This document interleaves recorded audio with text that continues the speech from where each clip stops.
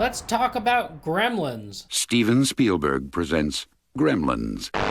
I'm super excited. These movies hold such a special place in my heart. When I was younger, I loved the first one. The second one I didn't watch till years later, and I didn't like it as much. These movies were directed by Joe Dante, the same man that directed Small Soldiers, another movie I love, a classic. I might talk about that movie in the future. It's probably not nearly as good as I remember it being, but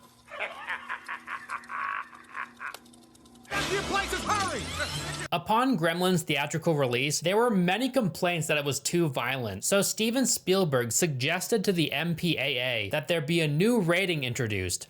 Sort of came together and created this parental objection to Gremlins being PG. I called Jack Valenti. I said, let's get a rating somewhere in between PG and R. And thus PG-13 was born. This movie is like that one scene with the monkeys in Jumanji. You know, like when they're causing havoc in the kitchen? It's like that, but on crack. Imagine if Satan made the Minions movies, then you'd get this. According to IMDb, one of the studio notes to director Joe Dante and executive producer Steven Spielberg on seeing the first cut was that there were too many gremlins. Spielberg suggested cutting them all out and calling the movie People instead. In the beginning of the movie, we're introduced to this antique shop of sorts. They go down some stairs to get to this shop. In reality, the shop was filmed elsewhere. Instead, the room down these stairs is a studio storage room. I think this sort of thing is so interesting. I watched some BTS footage of this scene. There's a video on a channel called Joe Blow Originals. The video is called Gremlins Where It Was Made. And they go down these stairs and show us this studio storage room. Watching this feels like you're being let in on a deep, dark secret or something, when in reality, it's pretty obvious that the shop set wasn't down there in the first place. Well, this is Chinatown. Well, it's not really Chinatown. It's Burbank. Yeah. Something that I find interesting about movies from the 80s and earlier is how people act so differently in those movies than they do in movies today. They're much more theatrical in those movies and care a lot less about realism. Their acting isn't worse, it's just different. It's less grounded, it's more accentuated, and less natural. Gee, mister, I didn't think that was gonna happen. You know, instead of something like, gee, I didn't think that would happen. You know, there's like lots of ups and downs in the voice. It's almost more playful, more fun. While the inflections in their voice are slightly unnatural, it gives the films a sense of magic that would likely be mocked if it were used in a modern movie. It goes a bit deeper than that, obviously. People did speak differently back then. Keep the change, you filthy animal. It's just really fun watching movies from a completely different time. Comedies with horror elements were very new and popular at this time. Ghostbusters came out around the same time. Sorry, Beckman. I'm terrified beyond the capacity for rational thought. Wait a minute. Gizmo, what are you wearing? He looks so good. I'm not sure what it is about him, but he looks so cool. He only looks this good thanks to today's sponsor, Holzkern. Holzkern is an awesome watch and jewelry brand for men and women, and they'll make for a perfect gift for your loved ones or your gremlins. All of their products are made from natural materials, stuff like peacock feathers, leaves, wood, stone, freshwater pearls, and gemstones. Become one with sexy Mother Nature, because there's nothing sexier than Mother Nature. All of their products are made in small quantities, which ensures every item meets a high standard of quality. They also offer free express worldwide shipping. The products typically arrive between 2 to 5 business days, and all orders placed by December 19th are guaranteed to arrive by Christmas Day. Holzkern has a great collection to choose from, so if you're looking for something for that special someone this Christmas, look no further. Thank you to Holzkern for sponsoring this video. Click my link in the description and use my code Elvis at checkout to save 15% on your holiday gifts site-wide for a limited time only. Now back to the review. A gadget salesman shows up at an antique shop, squirts himself by accident with a terrible invention that he's attempting to sell. That's no problem. And then he finds out that they have a little freak goblin thing locked away in the back. And it sings pretty well. What's he doing? Singing. So he decides he wants to buy it for his son. I gotta have him. He's incredible. It could be a dangerous wild animal for all he knows. I cannot sell him at any price. But he instantly throws $100 down without asking any questions about it. Tell you what I'll do. I'll give you $100 for it. So yeah, the first movie starts off amazing. Gremlins takes place during the winter, but it was filmed in California, so the actors had to wear coats and warm hats to make it convincing. It must have been sweltering after like the 5th take during the filming of some scenes. It was also filmed on the same street set in Hollywood used for Back to the Future. Something I find strange though is that in this movie there's snow on the underside of tree branches. Sometimes I question whether or not Californians have ever seen real snow. Are my lines good enough? I love how in these Christmas movies of the time, there's always that exaggerated, overtly evil, sadistic person that's horrible to everyone around them in like every conceivable way. I'm talking your Cruella de Vil, Grinch. And a Merry Christmas to you, Mr. Scrooge. Humbug. Ah. Or in this case, Mrs. Deagle. When she's on screen, a slightly out of tune, slow, and miserable horn melody plays in the background. She tries to take people's leases away. She's incredibly apathetic and cruel. The bank and I have the same purpose in life, to make Money. She saunters up to Billy at his job and complains about his dog breaking her important Bavarian snowman. And in return, she wants to bring his dog to the kennel to be put down. She tells him that if he resists, then she'll catch it and kill it slowly. I'll catch the beast myself, a slow, painful death. She literally threatens to put it in her dryer until it dies. Good God.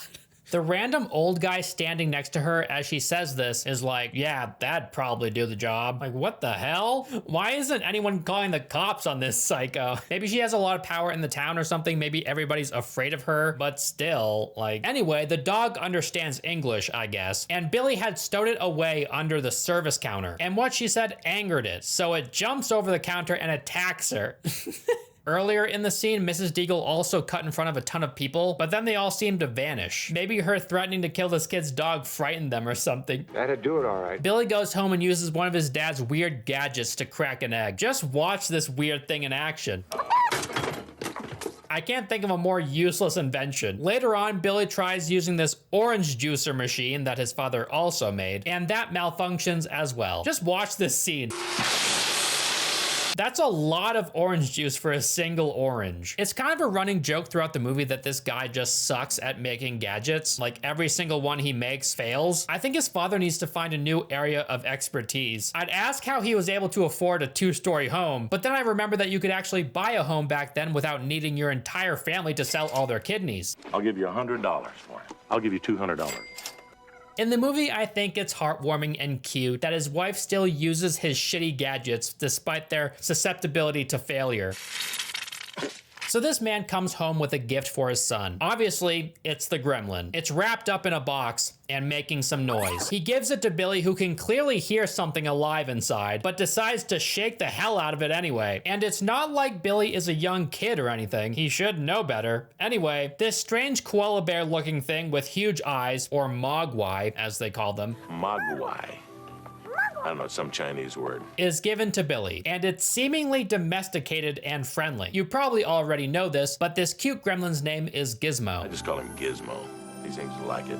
And the puppet they created for him and the subsequent Gremlins are very impressive, I gotta say. Gizmo makes a variety of different expressions throughout the movie. His head, eyes, and arms move. It's really cool stuff. His ears will flap back and forth. His nose can flare. It can roll its eyes. According to IMDb, originally Stripe, the evil Gremlin, and Gizmo were the same character. This changed when Steven Spielberg insisted that one of the Gremlins be a good guy with whom the audience could relate to. Now, of course, everybody knows the Gremlin rules. Don't put them in the sunlight, it will kill them. Keep them out of water unless you want them to reproduce like bunnies on and don't rate a movie on Letterboxd after midnight. Because this is what happens if you do. The boy from the beginning of the movie that told Billy's father this information didn't bother telling him why they needed to follow these rules, which is kind of strange, right? Some of them are extremely important. 25 minutes into the movie, Billy introduces a kid to Gizmo, and he acts unbelievably calm for someone who just was introduced to a creature straight out of Star Wars. Although Gizmo is a cutie patootie, so that helps.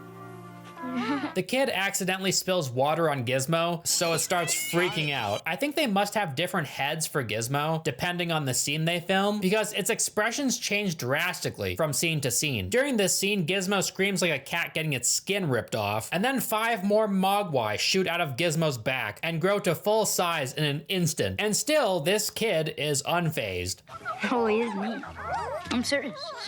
Even Billy doesn't seem all that surprised by what's going on. There is a scene when Barney, their dog, licks Gizmo, and he's meant to multiply when he gets wet, but nothing happens when the dog licks him, so that's weird. Maybe saliva doesn't count. So one of these new Mogwais is a dickhead. His name is Stripe, and he was born with a mohawk. It hangs their dog outside with Christmas lights. Presumably it was hanging there for hours. It'd probably be dead if it was locked outside in the cold all night. Well, maybe the Christmas lights kept it warm. When the family finds the dog, they react strangely nonchalant. If it were my dog, these little creatures would be in cages instantly. But what does Billy do? He brings one to school to show his teacher. He then makes it shit out babies in front of him, because that's a smart idea after what they did to your dog. This movie then gets extremely depressing. Billy's girlfriend Kate tells Billy that suicide rates are highest around the holidays, and she does so by saying this. That's funny, because I always thought everyone was happy during the holidays.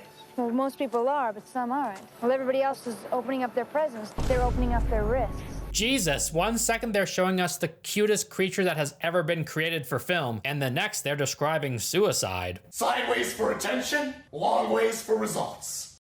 Cheery thought. Later, Billy decides to feed his Mogwai dangerously close to midnight with a plate full of fried chicken. Was that meant to be leftovers? Because it looks like an untouched dinner to me. There's like 20 pieces of chicken on that plate. That's more than an entire bucket of chicken from KFC. It's not wrapped or anything either, just shoved in the fridge. And he gives all of it to the Gremlins. I'd be pissed if I were his mother or father. They probably bought the chicken specifically for the Gremlins, but I like to imagine that this was food that the family was saving and Billy just decided to feed it all to these creatures. If they did purchase all of this chicken for the Mogwai, then they're just way too expensive to feed, in my opinion. When these things eat, they have this super nasty gunk between their lips. It looks like boogers or something. The teacher leaves a sandwich behind on his desk when he leaves his office, like he's Asmund Gold or something. Could never be me. I'd have a pulmonary embolism if I knew I left food out before going to bed. 40 minutes into this movie, when Gizmo is tired or afraid, he looks so funny. He looks partly drugged. It turns out Stripe unplugged the clock to fool Billy into feeding them after midnight. That sneaky bastard. How is he so smart? These little creatures learn a lot in a very small amount of time. They know what a clock is, they know what time is, they know what numbers are, they know what electricity is. It's all very impressive. The next morning, they all turn into massive, disgusting looking eggs, or cocoons, if you will. I love the scene of them hatching, the smoke, the odd cat crying sounds, the slime. It's really disgusting, but I love it. I have no idea why these people aren't freaking out that they have these gigantic alien eggs growing in their home. If it were me, I'd call the police or something. I don't know what I would do. Maybe consult a scientist about them? I don't know. Mrs. Deagle returns to Billy's work to tell him that if she ever catches his dog, she'll make sure it dies a slow death. Mrs. Deagle is the real Gremlin in this movie. If I catch him, he's in for slow.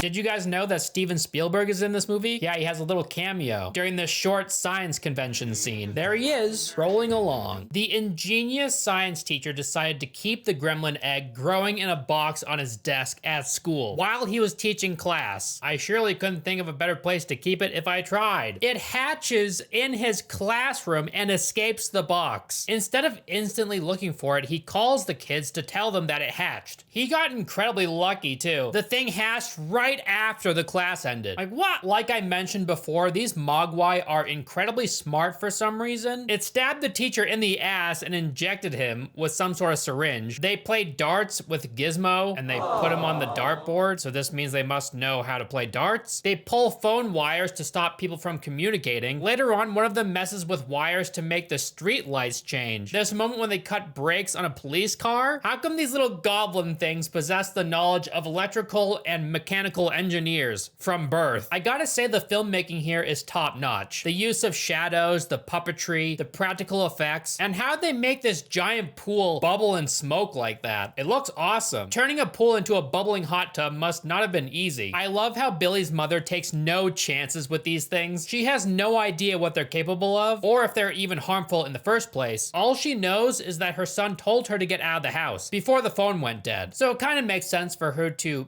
put two and two together together, but still, let me just describe to you what she does. She finds one of these things eating whatever is in the blender, so she turns it on and shreds the poor thing to bits. Its green blood splatters everywhere. She does quickly find out that they're not very nice because one of them starts throwing plates at her, so she uses a chair as a shield and stabs the thing to death. She blows one up in a microwave. Why is this random suburban mom so metal? Gizmo ends up trapped in the laundry chute for hours, only to be saved by Billy. Just kidding, he shoves him into a backpack, so he goes from one cramped dark place to the next. Stripe, the evil Mogwai, takes some notes from Genghis Khan and goes for a dip in a pool. And a little army is formed. And as expected, they aren't too friendly, and they start to cause havoc around the neighborhood. All of these gremlins came from Stripe. If you watch how they actually multiply, little bubbles form on their backs, and they kind of like just pop out of them. These gremlins don't look like they're having a fun time when they multiply. And how'd he get out of the pool if he's like actively shooting these things out of his back? I absolutely love when they sing Christmas carols outside of Mrs. Deagle's house. The little freak electricians then alter the speed of her stair chair, so she zooms up at breakneck speeds and gets launched. How did they know she had a stair chair? No idea, but it's still hilarious.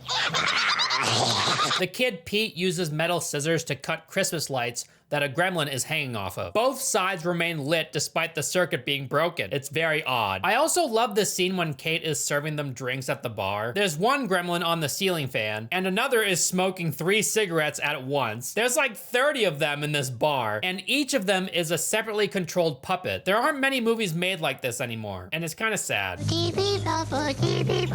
It just made this movie age wonderfully, and it makes a lot of sense why this movie is held in such high regard, and why it has that classic film icon status. Kate tries to light one of their cigarettes, but it recoils from the light of the flame, giving Kate the idea to use her camera flash against them. Wait a minute. Then how come some of them had their cigarettes lit already if they can't stand the flame of a lighter? Doesn't make a lot of sense. The scene when Kate and Billy run through the street that's being terrorized is incredible. This is the type of thing that movies are made for.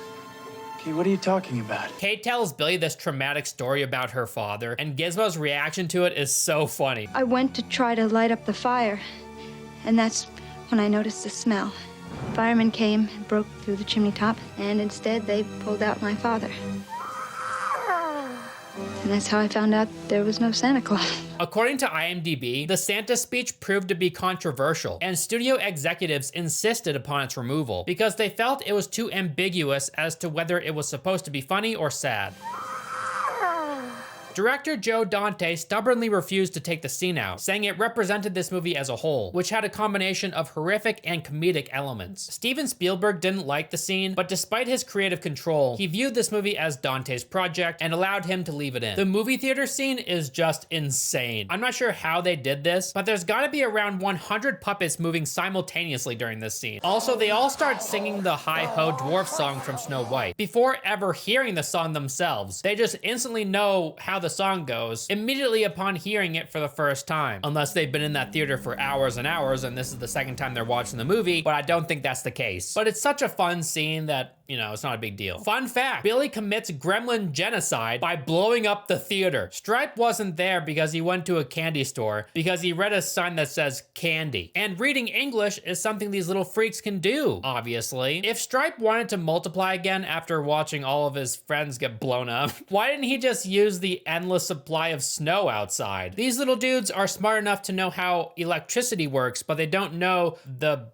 basic 3 different states of water? How is that possible? The end of this movie is basically just Billy hunting down poor little Stripe, who desperately tries to defend himself using any means necessary, like throwing saw blades, a miniature crossbow, a revolver. This little guy is so desperate to get this mean human off of his case. Stripe also tries to use a chainsaw to kill Billy, but Billy defends himself with a baseball bat. This is the densest wood on Earth, I guess, because this chainsaw is having a lot of difficulty sawing through this bat.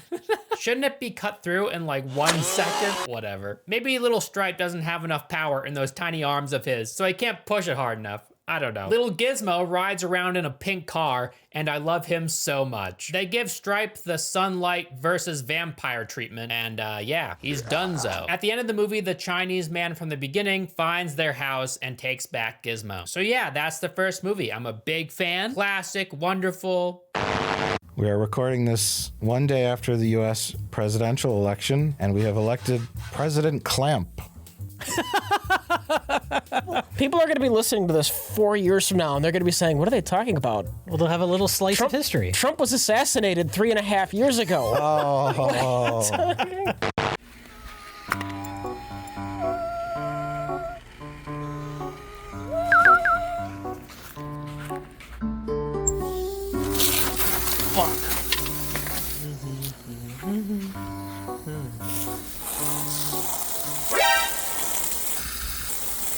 Water ain't doing shit to this one. It's a scam. When will Hollywood stop lying to us? Water? Sunlight? Didn't matter. 6 years later, the new batch came along. It was bigger, louder, and better. Then what are they? Basically, it just gave us the Minions on Coke. There was a Key and Peele sketch based on the movie. Electricity gremlin? You just said noun and gremlin, like you playing Mad Libs. You just like a child. You have the brain of a child. I told them after I saw it that it's completely accurate. It's exactly the way it happened.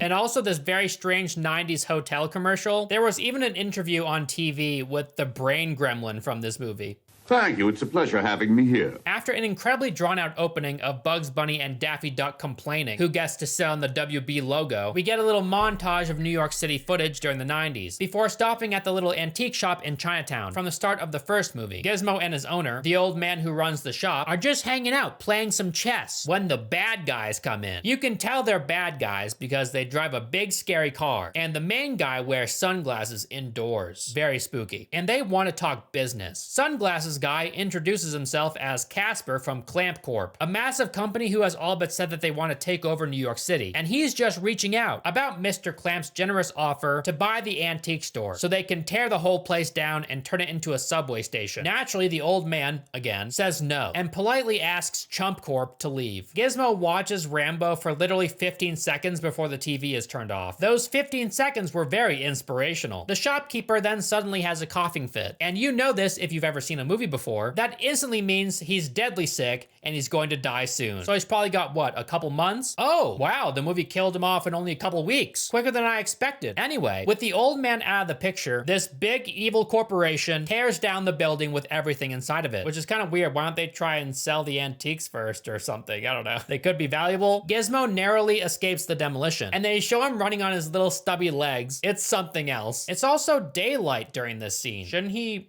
be dead?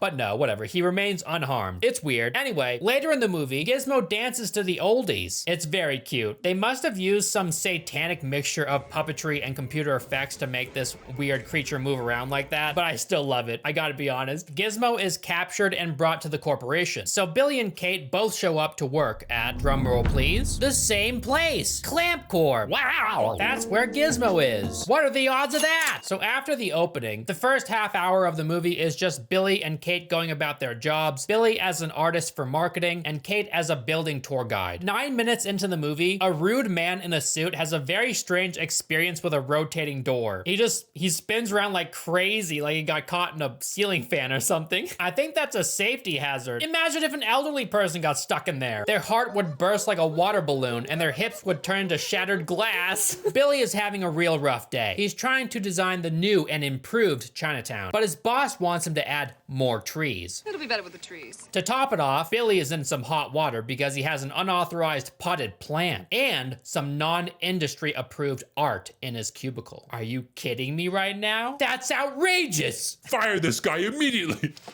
Alert personnel, we have a career opportunity in level 7. The audacity of this man. But her boss, Mr. Clamp himself, makes a surprise visit to the marketing department. And he's like, wow, Billy, that's a great, great piece of art. You're the model employee. Says the trees are overkill. Let's lose those elm trees. Oh my God, what's he gonna do? And before Billy could even register all of this, his manager does a complete 180 and asks Billy out on a date when 5 minutes ago she was shit-talking him. Do better. Rather hapless, Billy just nods and agrees to everything. everything. During this scene, Gizmo is hidden away in Billy's desk drawer. Gizmo opens the drawer, so Billy thinks up an excuse on the spot and tells Mr. Clamp that the drawer automatically opens sometimes, just randomly, just in case he needs something in there. Yes, now that makes sense. Dumbass Mr. Clamp is like, that's a well-designed drawer. There's this like secret science lab at Billy's work, and they're conducting some very odd experiments. One being a rat that when you give it a specific sort of cheese, it'll be able to power electronics. I'm not making that up. That's in the movie. And Christopher Lee is in this movie, God rest his soul. And his character is like, that's a great idea. This is a very strange scientist. This rat walks around with an electrical signal coming out of his body somehow, and he just touches it with his bare hands. If only we could make it safe to touch them. Not the smartest thing to do, you know, for a scientist. Later on, we see a handyman who's played by the movie director John Astin of the Addams Family, and he fixes a broken drink fountain, and as he's doing it, he allows it to spray all over the damn place. He doesn't attempt to block the water at all, so it sprays all over Billy's desk, potentially ruining his work. This isn't the most competent handyman. This leads to Gizmo getting wet and multiplying. The Mogwai clones instantly start causing all sorts of trouble. I realize the movie doesn't care to explain anything, but why are Gizmo's clones evil while Gizmo is super chill? I don't get it, you know? And they're instantly like this. It's not like they're taught to be this way. They're just automatically dickheads or insane, like this one.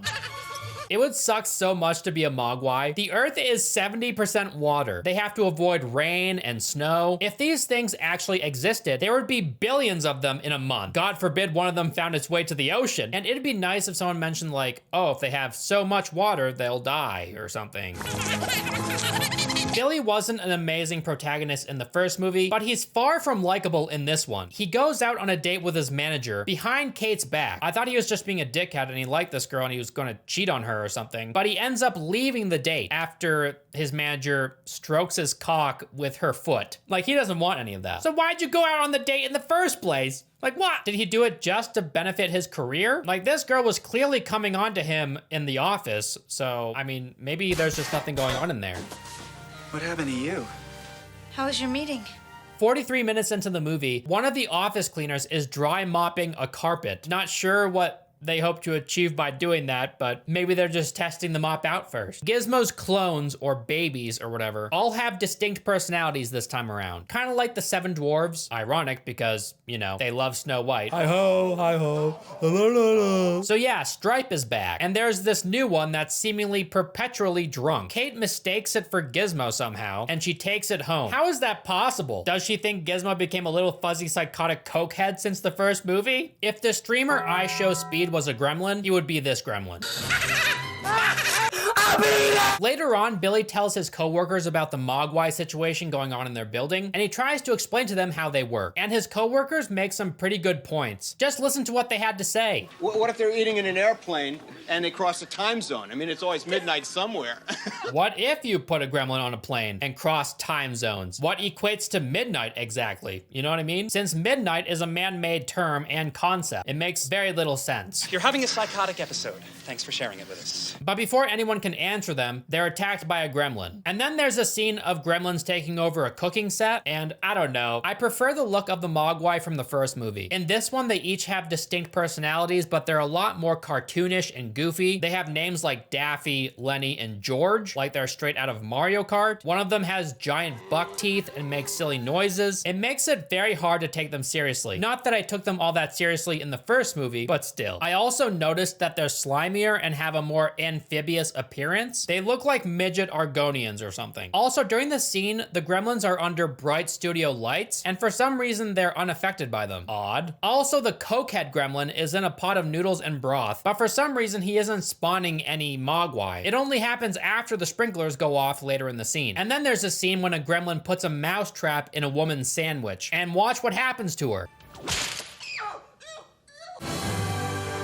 I'm not convinced it would be harmful to her at all, you know, because she'd be holding the sandwich like this. Even if she was holding it with one hand or something, there's bread in the way. So if it did close shut, it would just clamp the bread, like it would just clamp the sandwich itself. It would do nothing. Honestly, things make more sense in an Acme cartoon. Mr. Clamp does manage to shove this gremlin in a paper shredder, and it looks like it's not a fun time. This poor little thing turning into soup. In the next scene, Kate becomes the main character in Disney World's Tower of Terror, Gremlin version. A bunch of gremlins are messing with the elevator, so it plummets and crashes very hard on the bottom floor. I have no idea how she survived that. In fact, she's hardly injured. It's so weird. Then there's a scene of gremlins attacking a movie critic from a show called The Movie Police. This man is lambasting the first movie. Couldn't be me. Whoa, guys, wait. I said some pretty nice things about the movie. Come on. No.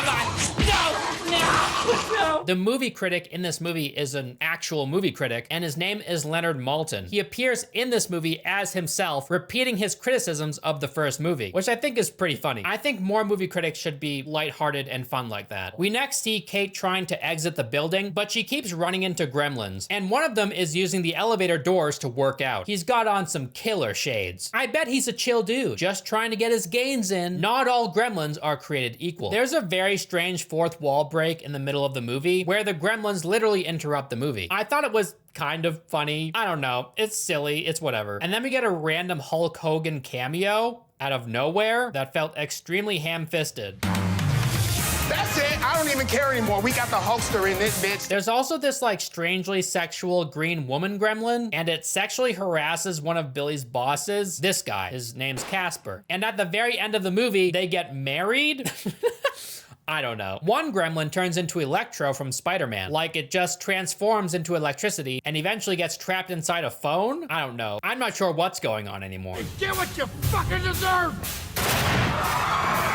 This gremlin is used to kill the rest of the gremlins later on in the movie, and it's the dumbest thing I've ever seen. The first movie was ridiculous, but it wasn't nearly as stupid as this one, and I found this movie kind of exhausting by the end. And some of these scenes are so random. The deranged cokehead gremlin attempts to be a dentist for some reason. I do like the brain gremlin. He was funny. He drinks this potion or serum or something, and it makes him incredibly smart, and he pops up again with glasses on because everyone knows smart people have poor eyesight. And then there's this vegetable gremlin that gets covered in vegetables. Very scary. Then there's the spider gremlin. It's okay, but it just kind of reminded me of Lord of the Rings. It's pretty spooky, I guess. It's better than a lot of the other gremlins. And then there's a bat gremlin, and it's just a regular gremlin with wings. The brain gremlin does something to it so it can withstand sunlight. So it flies around during the daytime and harasses people. And the effects didn't age the best, I'll just say that. This movie is full of pop culture references. There's something kind of funny about seeing an old movie rely so heavily on referencing older movies. Joe Dante became a director so he could do Gremlins 2. There always is a little bit of a Mad Magazine parody of his own movie. And with Gremlins 2, he was able to do a Mad Magazine takeoff on the first Gremlins for the entire movie, for the length of the movie. Let's see, we've got The Wizard of Oz, Batman, Casablanca. Don't miss Casablanca. Rambo, Phantom of the Opera, and I'm sure there's others. The first movie, while silly, had some creepy undertones. This movie, not scary at all. It's very heavily leaning into the comedy side of things, and I think that worked to the movie's detriment. There is some cool shadow work here and there, and the elevator scene was alright, and the movie is definitely gory. It's just not scary at all. Gremlin heads explode, and globs of green blood and guts go everywhere, constantly. This is definitely a movie that deserved that PG-13 rating. The practical effects in this movie do look fantastic. The soundtrack is really good though, with a fast-paced orchestra matching the manic energy of the movie perfectly. And this is kind of random, but I thought Howie Mandel did a good job voicing Gizmo. It was cute. I'm not sure how he manages that voice, but I thought he was just some funny game show man, but I guess he also did some voice work. Gremlins 2 is pretty obviously supposed to be a turn off your brain kind of movie, and I get that to an extent, but I think it tries too hard to out crazy the first movie. Near the end of this movie, Kate has a similar speech as in the first, but this time it has to do with Lincoln or something. Washington didn't give up. Lincoln didn't give up. Please. What's wrong? Oh, don't mention Lincoln. And Zach Galligan, the actor who played Billy, could barely hold his laughter in during the filming of this scene. I guess this scene is supposed to be a parody of the similar scene from the first movie because of the drama that surrounded it. It just felt kind of out of place and weird to me. Like, why is she randomly talking about Abe Lincoln? Honey, I really don't think we've got time for this now, you know? According to IMDb, the uplifting end of the world video scene was included by the filmmakers when they found out that one of the news networks actually had such a video prepared, just in case of an end of the world scenario. CNN has a video for this purpose in its archive, and its staff are instructed to hold the video for release until the end of the world is confirmed. Isn't that kind of weird? So yeah, the Gremlin movies. I love the practical puppets that were used for the creatures. They looked awesome. I love the soundtrack, and Gizmo and the Gremlins are without any doubt timeless icons. There's a lot to like about these movies, but like I said before, I found the second one a bit exhausting to watch, but the first movie I genuinely love. Let me know what you guys thought of them in the comment section down below, and I will see you in the next one. Bye-bye. Again, thank you so much to Holzkern for sponsoring this video. Click the link at the top of the description and use my code Elvis to get 15% off one of their watches or jewelry. Don't forget Gremlin shirt, alienclothing.com, Gremlin shirt, Gremlin shirt, Gremlin shirt, Gremlin, Gremlin, Gremlin shirt, Gremlin shirt, Gremlin shirt, alienclothing.com, Gremlin shirt, Gremlin shirt, Gremlin shirt, Gremlin shirt. Get your striped Gremlin shirt at alienclothing.com, AYYLIEN clothing.com. Gremlin shirt, Gremlin shirt, Gremlin shirt, Gremlin shirt, Gremlin shirt, Gremlin shirt. Get your Gremlin shirt.